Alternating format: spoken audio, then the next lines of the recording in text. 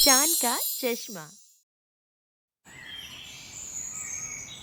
سب fit بال پکڑے park کی داخلی دروازے پر شیما اور محمد کا انتظار کر رہے تھے، مگر یہ کیا، کافی دیر ہو چکی تھی اور ابھی بھی دور دور تک ان کا نام و نشان تک نہ تھا۔ آخر معاویہ نے کہا، چلو ان کے گھر چل کر دیکھتے ہیں آخر کیا ماجرا ہوا۔ ڈور بیل بجنے کے کچھ دیر بعد سوں سوں کرتی شیما نے دروازہ کھولا۔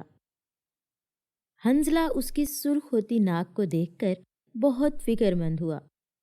معاویہ بولا، پیاری بہنا آپ کو کیا ہوا اور بھائی محمد کہاں ہے؟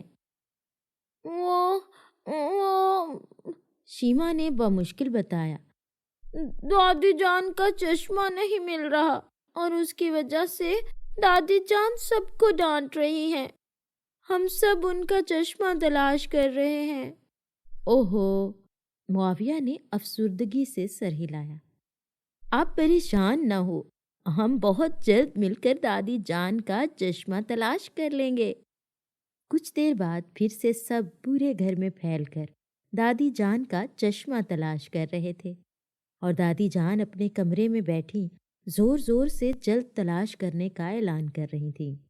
شیما کی امی نے پریشانی میں تمام کپڑوں والی الماریاں، کتابوں والی الماریاں، ہر چیز کھنگال ڈالی، مگر چشمہ کہیں نہ ملا۔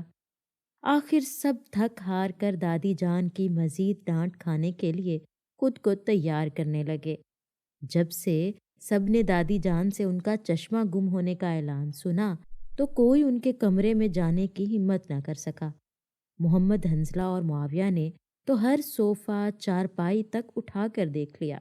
دادی جان کی ایک بار پھر آواز گونجی، شیما، ارے شیما، تمہارا بیڑا پار ہو، اب تم کہاں گم گئی؟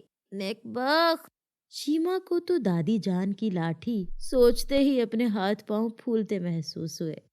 دادی جان نے پھر آواز لگائی، کہاں ہو؟ مجھے پانی تو پلا دو، سانس پھول رہی ہے تم سب کے ساتھ بولتے بولتے۔ شیما جلدی سے کچن سے پانی کا گلاس لے کر دادی جان کے پاس پہنچی تو اس کے منہ سے ایک زوردار چیخ نکلی، امی جان! سب اس کی چیخ سن کر دادی جان کے کمرے میں پہنچے۔ امی جان نے فکر مندی سے شیما کو دیکھا جو ابھی تک سکتے میں تھی۔ کیا ہوا شیما؟ معاویہ نے تھوک نگلتے ڈرتے ڈرتے پوچھا۔ وہ چشمہ جو ہم ڈھونڈ رہے ہیں کب سے، وہ تو دادی جان نے پہنا ہوا ہے۔ دادی جان کے چہرے پر نظر پڑتے تو سب کے کہکہے آسمان کو چھونے لگے۔ دادی جان نے پانی کا گلاس سائیڈ پہ رکھتے ہوئے خفت سے اپنے چہرے پر ہاتھ لگایا تو چشمہ تو موجود تھا۔ اب تو دادی جان کو احساس ہوا کہ وہ بے دہانی میں چشمہ اپنے تخت پر تلاش کرتی رہیں، جبکہ چشمہ تو انہوں نے پہنا ہوا تھا، اور دادی جان کی ڈانٹ سن کر کسی نے دادی جان کے چہرے کی جانب دھیان ہی نہ دیا۔ سب کے کہکہے سن کر دادی جان نے اپنی لاٹھی اٹھائی۔ اس سے پہلے دادی جان ان کی ہنسی کا بدلہ لیتی، سب وہاں سے ہنستے ہوئے بھاگ گئے۔ ننھے امتی۔